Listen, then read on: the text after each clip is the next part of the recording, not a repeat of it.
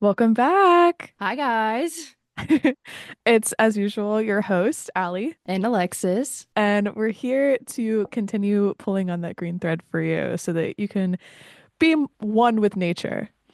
Um, Alexis, did you know that many plants exhibit maternal care and nurture their offspring through like resource allocation?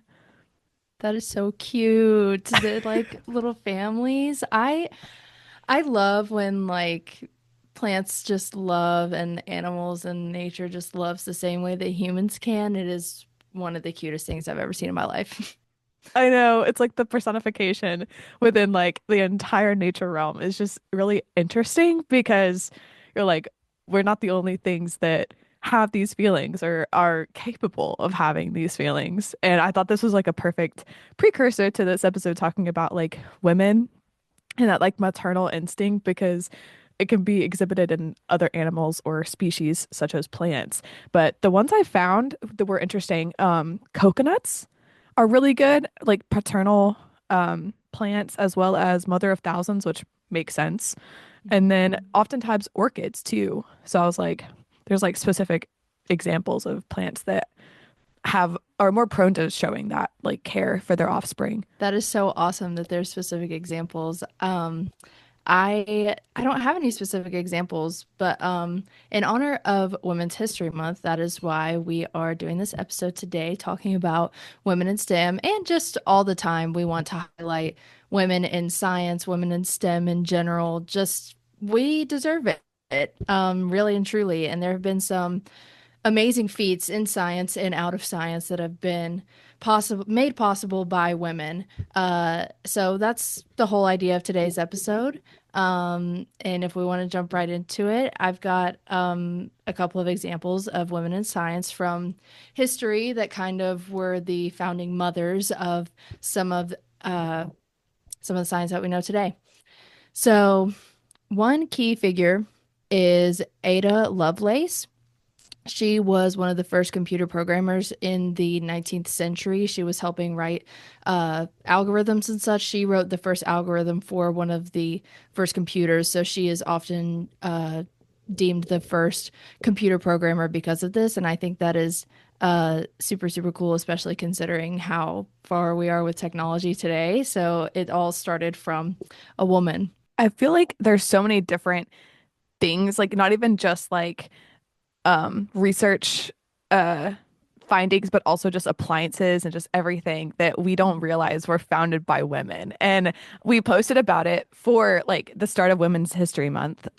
But so you can go and like check that out on our Instagram. But it was like really interesting when I was like going and researching and you talking about these like really empowering people that just are like, we're gonna do it, I'm gonna do it. And we don't even we like coin it as things that like men would find because that's just what this realm has kind of become, and we'll talk about that in the later part of this episode. But like it really isn't. Like if you even do an inch of research, you find that it's not really as like paternal as we make it out to be. Today, things are so male centered and oftentimes and it hasn't been till recent years that we have really started to recognize women in their discoveries, especially in science.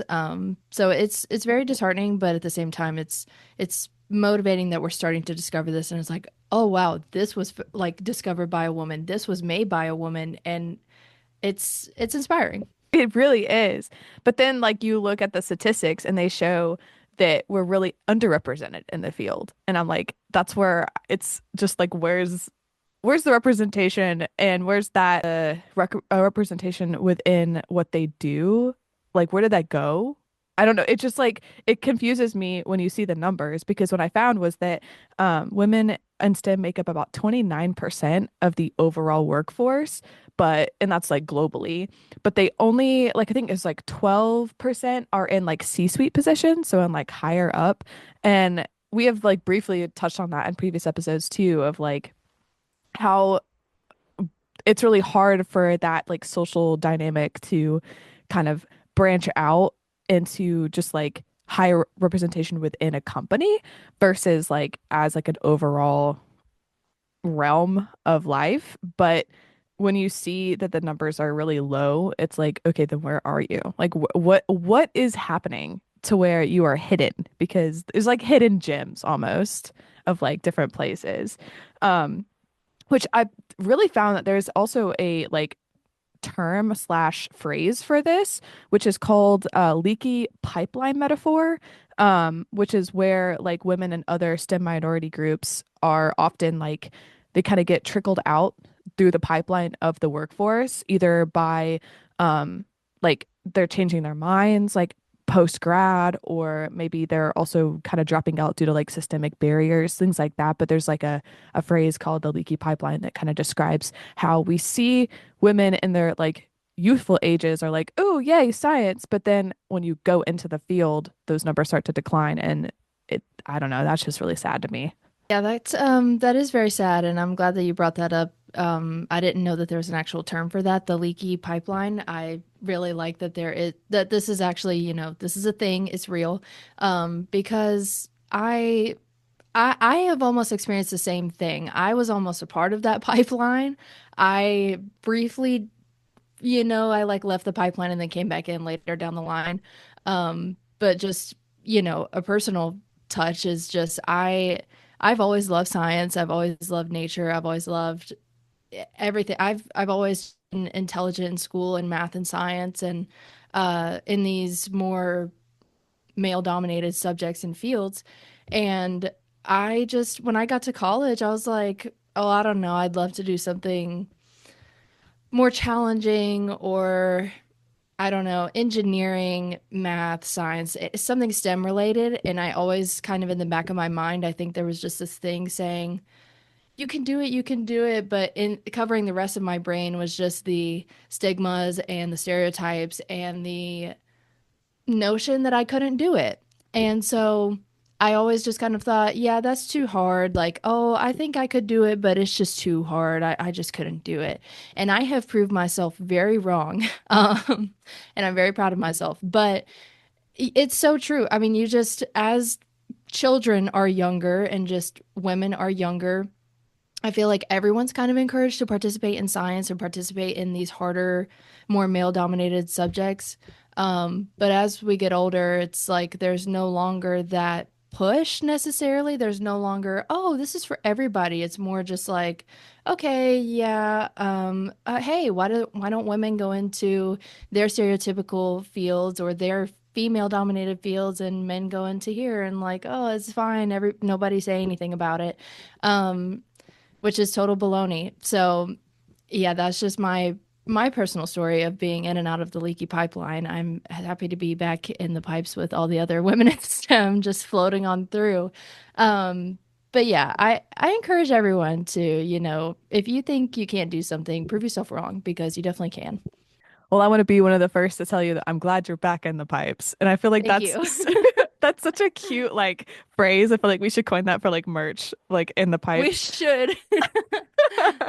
But I also find it really interesting because I myself, because I know you're about to go in the arts, and I think those are a very predominant like female area, and I myself was about to go into the arts, but music. So, because I kind of had the back of my mind as well of like everybody that I knew that was in the science field was going for like medical, and I was like, ain't no way I Mm, can do that. mm-mm. No, not me. Me either. No, I was like thinking of like chemistry and all that, which I still struggled with even after finding my passion. But I was like literally the drop that was like it was me and one other person in my entire degree at KSU that wanted to be like Parks and Rec slash like environmental scientist. Everybody else wanted to do like doctoral stuff. Um, and I was really like, I can't. Like, there's no way I can get through and do that and make a change. Because that was like the biggest like goal I had in my mind in my undergrad was like, I want to make a change when I'm older. So I like that we're both kind of like, maybe, but not really. And then we're like, wait, but I loved nature, so why not? Come on now. Um, but That's like super cool. And I also found that that's like supported by stats as well of like women are more predominantly in biological sciences than like computer science, engineering, construction. So there are areas within the science realm where it's not just that women are marginalized in STEM, but they're also like just not found in certain areas more than others, which is probably like what started this whole movement in a way. Um, but a lot of those studies I found did not really focus on the transition between grad students to work. It was mostly from like lower education to like secondary education. So I think that if were looking further into like how women are actually like transitioning into the real world, we might find different numbers than we've been finding because of the demographic that we're looking at, which really goes down to when you're younger. And we were talking, you kind of mentioned that of like, it feels like there's more push to go into the science field for women when they're younger. Um, which is really one of the main things that I saw in this study that was like, what could we do to change the outcome of of what we found, which was like fostering equality, positive representation of women in STEM, but most of that happening at a younger age to deconstruct that like male effect within the science realm, which I don't know. So fun fact for everybody who is listening, me and Alexis went to a puppet museum for my birthday in December. So we were like kind of having a girls' day out. And when I saw this, I was like, I wish that we had seen her because apparently they just added, or not just, it was like a few years ago, they added a Muppet called Amira, who's technically an 8-year-old, and she suffers from a spinal injury. So she also represents like disabilities, but she loves science. Like that's like one of her main parts of like the Muppets is like she loves science. And I thought that was the cutest thing. I will insert a picture of her because she's adorable. And I was like, I wish we had seen her. I had no idea. We should go back and pay her a visit because rip to us, we would love her. I know. She's like literally green. She's a furry green. She looks kind of like what was that other one? Oscar the Grouch. But like she has pigtails. It's so cute. I when I found that out, I was like, come on now. I adore that so much. And I'm so glad that, even this conversation can just transcend across any field. Like the arts, honestly, we've been saying women in STEM, but women in STEAM, this would all apply as well. Because as I was saying, just talking about my personal life earlier, I ended up going into the arts. I have my associate degree in fine arts, and I still love art and everything. And I don't know, I find it weird that all the time in my classes, it seems very art, and now that I'm in environmental science, it seems very female dominated in my classes. Like just off the top of my head, there are easily more females than males in my classes. And I find that so fascinating because I'm like, okay, we're here, we're all doing this, but what is what's the catch that happens? Like, what is the loop? Like, what is the hole that we fall into after graduation? I find that super interesting, and I didn't do too much research on that specifically. I've just been thinking as we're talking, and I would be really interested to do research on that and just see, I wonder if just the job market and just, males having more advantages systemically, it just happens that way, or if we become discouraged after graduation, or I don't know. I find that really, really interesting, and I would love to take a look at that after this episode. Yeah, there's a graph that I could insert for our lovely watchers, that kind of shows the difference as a line graph, and it shows the difference between non-STEM women majors and STEM women majors, and it seems to be that like as it declines, you can kind of see like a major fall off because a lot of the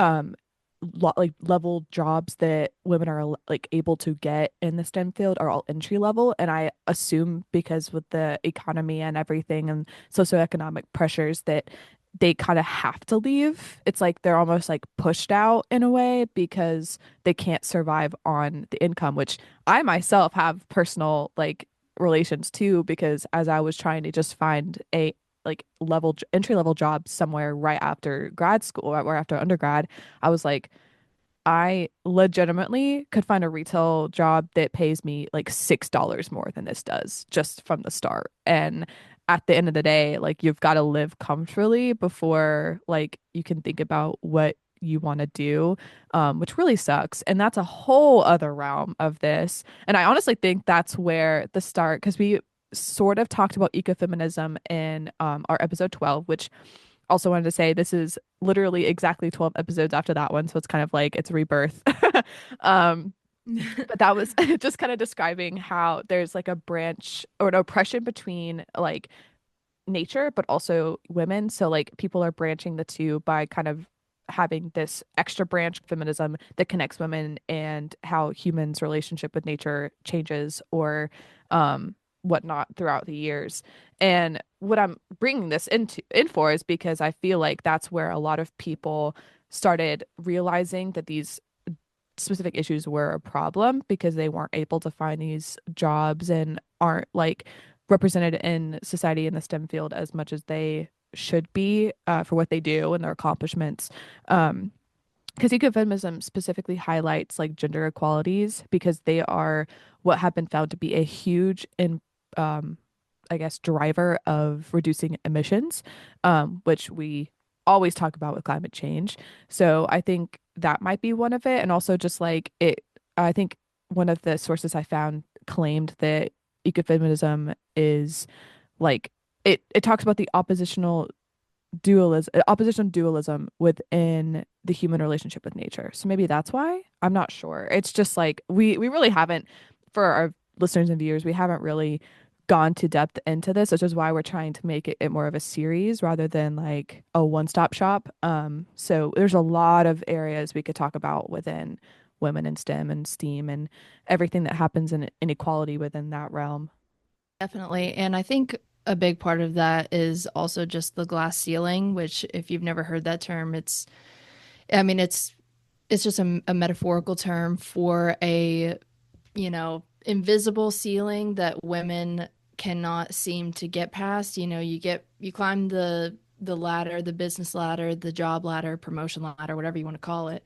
And then there's a certain point where you just kind of it stops like and the top is all men and then you're just kind of stuck here and it's like you can't get past it and it's not your fault. So that's just a phenomenon that's been studied for a while now. If you wanted to look into that, that happens in every job, every job market, every field for women. But that could definitely be a big part too, and I'd love to revisit that later for sure. I wanted to bring up just some more. I have a lot of examples of women in STEM that I researched, and I just wanted to share the list I compiled. So, Marie Curie is also another famous female scientist. She was very, very crucial in research on radioactivity and radon and things like that. She was the first woman to receive a Nobel Prize and is also the only person to receive a Nobel Prize for two different scientific fields. So I think that is super, super cool. She was very, very crucial in our understanding of radioactivity. And eventually that led to some not so good things. But if we didn't have that, we would not understand a whole lot about uh, the aftermath of radioactivity and how harmful it is for us. And uh, we would probably be in a pretty bad spot without that information. And then Katherine Johnson there's a movie about her actually called Hidden Figures. If you haven't seen it, it's amazing. She worked at NASA, she's a mathematician, and she was extremely crucial to some of NASA's very first expeditions and flights. Without her, I don't know where you would be, NASA, without Katherine Johnson. Rosalind Franklin is another one. She was an X-ray crystallographer and was extremely crucial in studying the structure of DNA. She was able to use diffraction to take photos and to actually see the structure of DNA. There are a couple of men that I can't remember their names because I just wanted to highlight the women here, but they typically always get the credit for it, even though she was working at the same time on the same thing. And without her photo and her work with diffraction, we would not be as far in genetics as we are today. I have a couple of more on here. Rachel Carson, she was very, well, modern, even though it was almost 70 years ago at this point, which is crazy. In the 50s and 60s, whenever people kind of really first started talking about environmentalism and environmental activism, she wrote the book Silent Spring, which I have not read, but I am dying to read one day because it is one of the foundations of the modern environmental movement, is that piece of literature. And then there is all of these women are unfortunately past that I've mentioned, but there is one that I wanted to mention that is still here with us and is still making impacts. She Her name is Mae Jemison, and she was the first Black woman to go into space. So I think that's really awesome. She's still alive, and I'm not sure what all she's doing today, but I am just so glad that we still have that figure and role model alive for us today. I know, hopefully she's on a beach resting after No, all of her literally, things. she deserves it. 100%. And I love that we just did like a whole like women in STEM like grand haul of like their a bunch of achievements over the years because there's so many, and like we were saying in the beginning, like they're just not talked about, or they, like you were mentioning too, like they just get overwritten by a man. And I'm like, no. Put the credit where it's supposed to go. Um which kind of leads me into like the next bit that I was going to talk about with the topic as well, of like how it's changed over the years because of politics, which I will do as little as I can into scratching that surface, as it can be kind of a wildfire. But the recent attacks on DEI have got me, and I'm sure you and a lot of other women in our field, very scared for our future in the career, but also just like our passion and the planet, and just everything to do with it. Because for every, well, this is based on a study. I'm not 100% sure what they did to get to this number, but it's just like an example. Every dollar that's invested in research has at least a $5 on average return. So that can become like billions annually. And that was from theatlantic.com.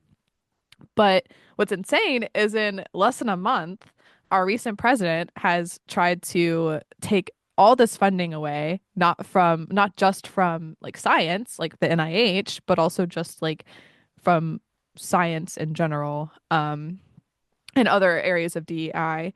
And I just don't like, because of this like gender ideology initiative that can like intentionally attack all of the different representation tactics and like confirmations and acknowledgments that these women that you just mentioned were working towards like their whole life, which is why I hope that May is on the beach, because it it comes to that point where you've done something your whole life and it's what you've dedicated all this time and money and like love into, for one little thing to come in and change it, which is not to like try to discourage people from doing so, because I still want to change the world no matter what. But it's just one of those things to like remind yourself that people can always go after the things that you do and who you are, especially as women, but it does not and should not ever like dim your light, um and what you want to do. And speaking of like positive notes on that, a lot of women have been speaking up since all of this has been going on, and like I said, less than a month, like still happening right now. Which one was, I think she's the director of a women-led organization, and her name is Fatima Ghost Graves, and she said, as these attacks continue to be waged, we will never stop fighting to protect the humanity and rights of women and all other affected communities. And she slandered our president's like attacks on it with more words than just that. But that alone was very powerful and empowering to read, because it just is a reminder that we aren't alone in this fight, and there's so many other people that are out there trying to go after the people who are trying to take it away, and we can use our voices for what matters.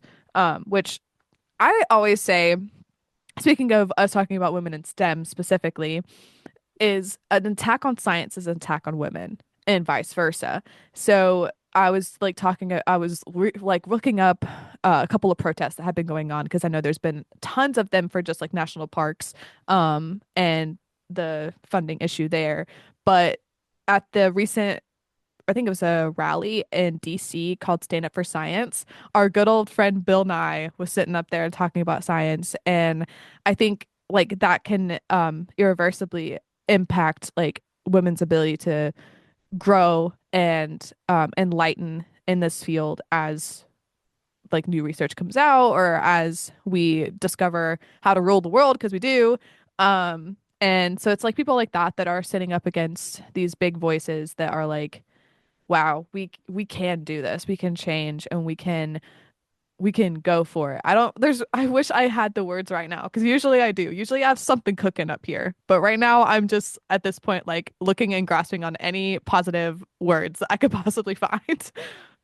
Yeah, I mean, you said everything very beautifully and how it is. And it is a very, very tough time right now. It can be really, really easy to get discouraged right now. And especially me, I'm still in school. I'm not even out yet. And I'm like, it ain't looking too good for me. But you know what? I use that as my fuel rather than, the blanket over my fire. I That is gasoline. We are pouring gasoline all over because it's like, okay, well, I'm still going to change the world. I don't care. I'm getting out there and I'm going to do whatever I can with all the knowledge that I've just gained over the last 3 years. And I'm going to change the world. And I don't care who's going to try and stop me because you won't. Uh, and yeah, it's just so important to keep that fire lit beneath you. And I hope that our words of encouragement can help you. You got to pick yourself up by your bootstraps, and we're right there helping you. Just feel us, figuratively helping you. We're like, come on, we're like right behind you cheering, like, yeah, you can do it. Um, but yeah, I mean, you just put the cherry on top. I don't know what else to say. Just, keep pushing, keep learning, keep using that knowledge. Knowledge is power. And as long as we all stick together and just stay strong, I think we can do anything. We really can. I love the whole bootstrap analogy. In fact, if we need to give you a wedgie just to help you keep that like smile on your face, we will Come do on. so. And this won't be the end of this conversation for sure, because I really do think this is one of the areas of science and the natural environment that is very, very important, like you said, to keep the fire lit and to continue talking about it and to continue highlighting the people that are making the change and doing what they can, because there are so many women out there specifically. I don't want to say that there's no one else, but because a lot of other marginalized communities are in this fight with us, but um women out there that are like being the initiator and they're saying we got to fight this. We got to be the saviors of this planet. We have to safeguard Mother Nature for future generations. And it's so amazing. And there's so many statistics behind it, which is even cooler because then it really just shows the numbers are confirming what we feel in society. But we as women in this female-led podcast are also here because this is what we're trying to do and what we're trying to accomplish as well. And every single bit of voice and love and optimistic thoughts they make or break it. And we want to be here to remind you, just like Alexa said, that this is a fight that you can do too, even if you aren't in this field, even if you're just listening in general, not even a woman. Thank you, first off, for listening through our ramble on how women are so important. But secondly, like this fight is inclusive to everybody. And with that being said, keep listening in. We will see you next time. See you next time.